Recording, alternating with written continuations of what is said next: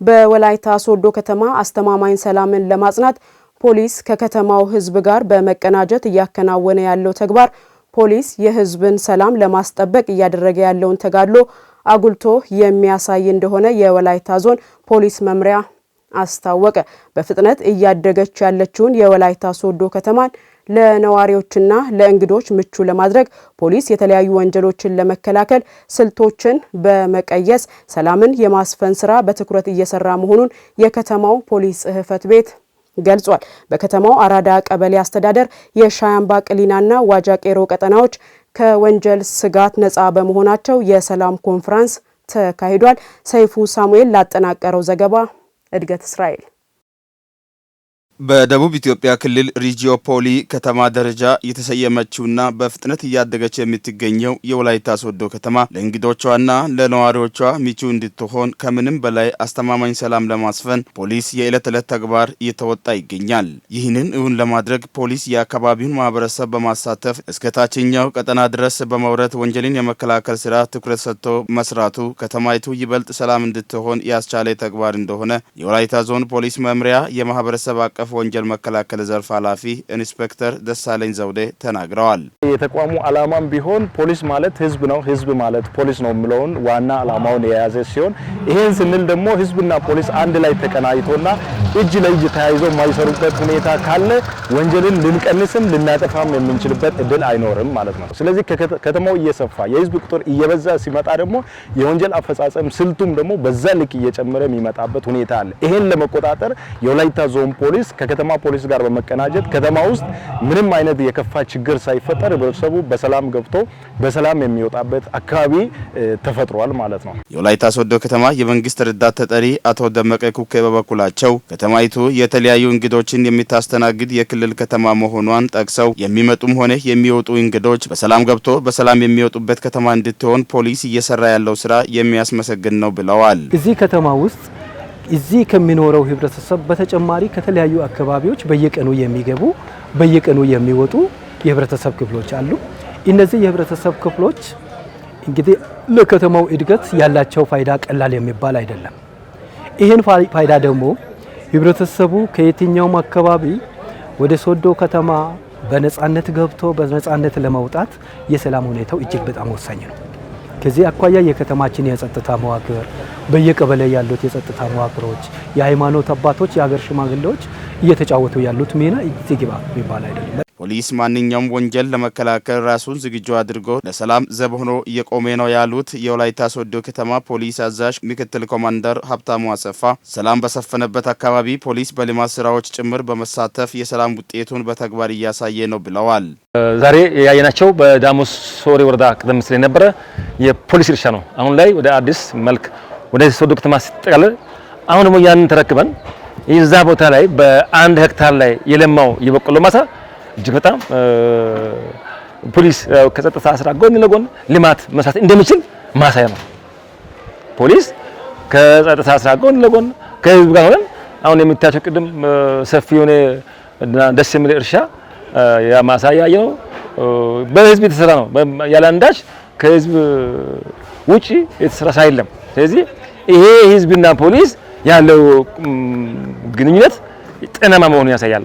ከጊዜ በዚህ ደግሞ ፖሊስም ደግሞ ራሱን እያዘጋጀ አሁን በአዲሱ ቴክኖሎጂ ራሱን እየቃኘ ከወቅቱ ከጊዜው ጋር የሚመጥን ስራም እየሰራ መሄዱን የዛ ማሳያ ውጤት ነው ማለት ይቻላል። ይሄ ሊማስራ የአራዳ ቀበሌ ፖሊስ አዛዥ ረዳት ኢንስፔክተር ደርጎ አሰለብ እንደተናገሩት ሰላም ለሁሉም ነገር መሰረት መሆኑን ማህበረሰቡ አውቆ ከፖሊስ ጎን ሆኖ እያገዘ በመምጣቱ ቀጠናዎች ከወንጀል ስጋት ነፃ ሆነዋልና ለሰላም ስኬት ግንባታ ይህ ተሳትፎ ተጠናክሮ መቀጠል ይገባልን ብለዋል።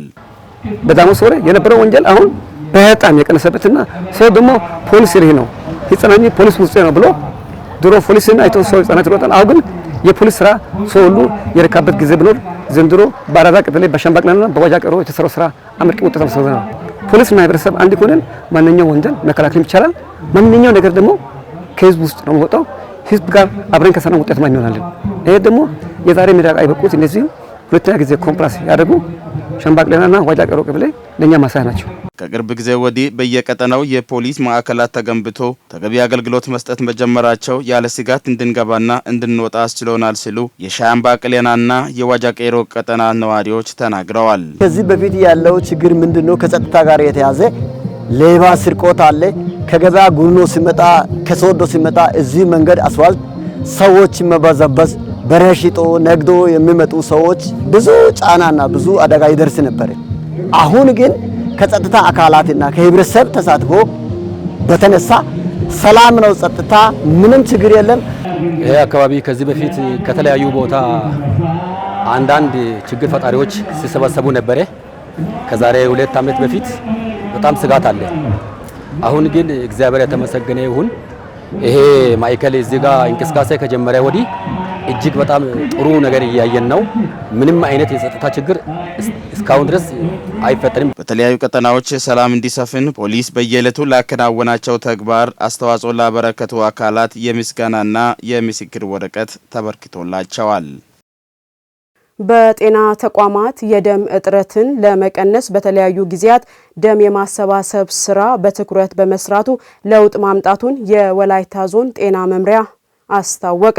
በደም እጦት ምክንያት የሚሞቱ ዜጎችን ቁጥር ለመቀነስ በየአካባቢው ህብረተሰቡ ደም እንዲለግስ የሚሰጡ የግንዛቤ ማስጨበጫ ስራዎች ተጠናክረው መቀጠል እንዳለባቸው ደም ለጋሾች አሳስበዋል። ነህሚያ ገነቱ ዝርዝር አላት። በተለያዩ አደጋዎች ምክንያት ሆነ ወላድ እናቶች በምጥ ወቅት በሚያጋጥማቸው የደም እጦት የሚሞቱ ዜጎችን ለመታደግ የደም ባንክ እየሰራ ያለው ስራ ይበል የሚያሰኝ ነው። ታዲያ በወላይታ ሶዶ ከተማ የኢትዮጵያ መንገዶች ባለስልጣን ከደም ባንክ ጋር በመተባበር ደም ለግሰዋል። በወቅቱ ደም ለመለገስ እየተሰጡ የሚገኙ የግንዛቤ ማስጨበጫ አገልግሎቶች ተጠናክረው መቀጠል እንዳለባቸው ደም ለጋሾች ተናግረዋል። ደም መለገስ ለመጀመሪያ ጊዜ ነው። ሁሌ ፍላጎቱ ቁጭቱ አለኝ። እንደዚህ የተመቻቸ ነገር አጋጥሞኝም አያውቅም። ሌላኛው ደግሞ የግንዛቤው አልነበረኝም። አሁን ይህንን ደም ከመለገሴ በፊት የተሰጠኝ የግንዛቤ ማስጨበጫ በብዙ ነው ቀየረኝ፣ የለወጠኝ። ይሄ መጠናከር አለበት። የግንዛቤ ማስጨበጫ ቅድሚያ ደም ከመስጠት በፊት መደረጉ ቆንጆ ነው። ብዙ ሰዎችን አዌርነስ እንዲኖራቸው ማድረግ ደም መስጠት ማለት ደግሞ ምን ማለት እንደሆነ ለምን ሊውል እንደሚችል ቅድሚያ ግንዛቤ ማስጨበጡ ቆንጆ ነው። በጣም ለሰው ኢዝሊ በደም መስጠት ይችላል ማለት ነው። ብዙ ደም ማግኘት ይቻላል። ደም መለገስ የምርጫ ጉዳይ ሳይሆን የሰው ልጅ ሁሉ ተስማምቶ በዚህ በጎ ተግባር ቢሳተፍና ደም መለገስ ደግሞ ጉዳት እንደሌለው አክለዋል። አንዳንዴ እንደውም የምርጫ ጉዳይ አይደለም መሆንም አለበት ብዬ አላስብም። ምክንያቱም አጠገባችን ያሉ ሰዎች ሲሞቱ እያየን ነው። እኔ በጣም ነው የሚቆጨኝ ያልኩሽ ለዚህ ነው። እማቀው በአጠገቤ ያለ ሰው አጥቻለሁ እኔ በደም እጦት እና ደም መለገስ ብዙ ፈርጀ ብዙ ጥቅም አለው። ከዛ በተረፈ በመለገስ የውስጥ እርካታ እናገኛለን። ከዚህ በፊትም እንደዚህ ለግሰናል። ይሄ ለ5 ለ6ኛ ጊዜ ነው። ምንም አይነት ጉዳት ያለው ነገር የለም። ቆንጆ ነው። በሕክምናም እንደዚሁ በጣም ይመከራል። ስለዚህ ሰዎች ደም ለግሱ የሚል መልእክት ነው ማስተላለፍ። ጤና አንጻር የኔ ጤናን የሚጠብቅልኝ እስከሆነ ድረስ ለሌላው አካል ደግሞ ደማቶ ለሚሞተው ደግሞ አስተዋጽኦ እስከሆነ ድረስ ደም መለገስ ፖዚቲቭ የሆነ ኢምፓክት ነው ያለው ብዬ ነው ማስበው። ከዚህ ቀደም በጤና ተቋማት በደም እጦት ምክንያት በህይወት ማትረፍ እየተቻለ የብዙ ሰዎች ህይወት አልፏል። ይህንን ችግር ለመፍታት የደም ባንክ ትኩረት ሰጥቶ በመስራቱ በጤና ተቋማት ሙሉ በሙሉ የተቀረፈ ባይሆንም የተሻለ የደም ማሰባሰብ ስራ እየተሰራ መሆኑን የወላይታ ዞን ጤና መምሪያ ባለሙያ አቶ ዘሪሁን ዳዊት ገልጸዋል። በደም እጥረት ምክንያት በጤና ተቋማት ላይ ደም ባለመኖሩ ምክንያት ማትረፍ የምንችላቸው ሰዎችን እያጣን ነበር።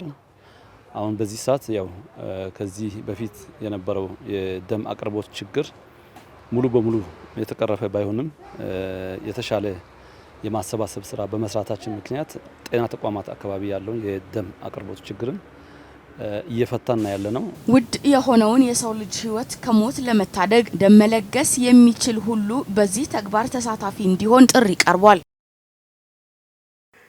ምንም አይነት የነዳጅ ዋጋ ጭማሪም ሆነ የአቅርቦት እጥረት የለም አለ የንግድና ቀጠናዊ ትስስር ሚኒስቴር።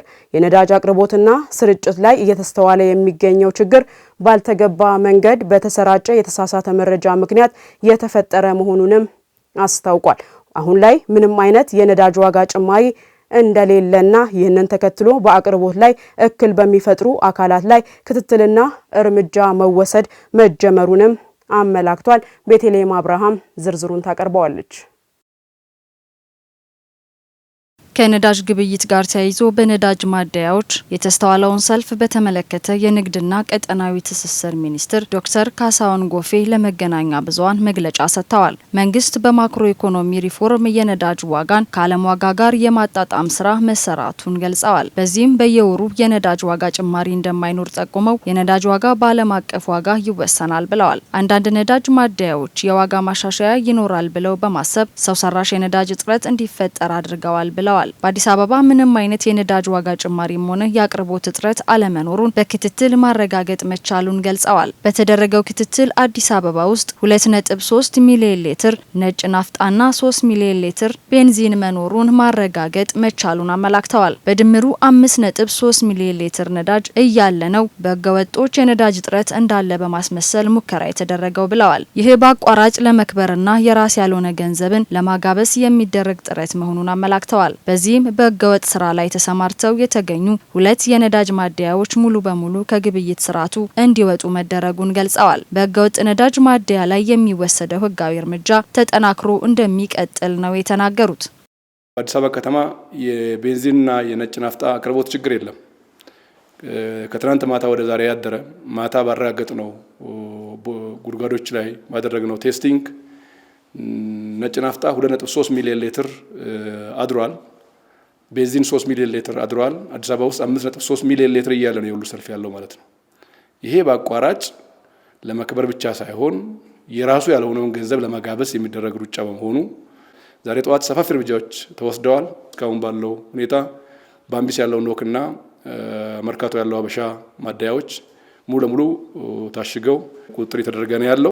መንግስት ከ4 ቢሊዮን ዶላር በላይ እያወጣ የነዳጅ ምርት እያቀረበ እንደሚገኝ አመላክተዋል። የምርት እጥረት ሳይኖር እንዳለ የሚያስመስሉ ህገወጦች ከድርጊታቸው እንዲቆጠቡ አሳስበዋል። በንግድ አዋጁ መሰረት ምርቶችን የመደበቅ ወንጀል ከ300 ሺህ እስከ 500 ሺህ የሚደርስ የገንዘብ ቅጣትና የነዳጅ ማደያ ባለቤቱን ከ2 እስከ 3 ዓመት የሚደርስ የእስር ቅጣት እንደሚያስቀጣ ጠቁመዋል። በመላ ሀገሪቱ ደረጃ ባለፉት 11 ወራትም 3.9 ቢሊዮን ነው አምና ተመሳሳይ ወቅት የቀረበው። ዘንድሮ 4.2 ቢሊዮን ሊትር ማቅረብ ተችሏል። የ10% እድገት አለው። ምርት እያቀረበ ነው መንግስት ከ4 ቢሊዮን ዶላር በየአመቱ እያቀረበ።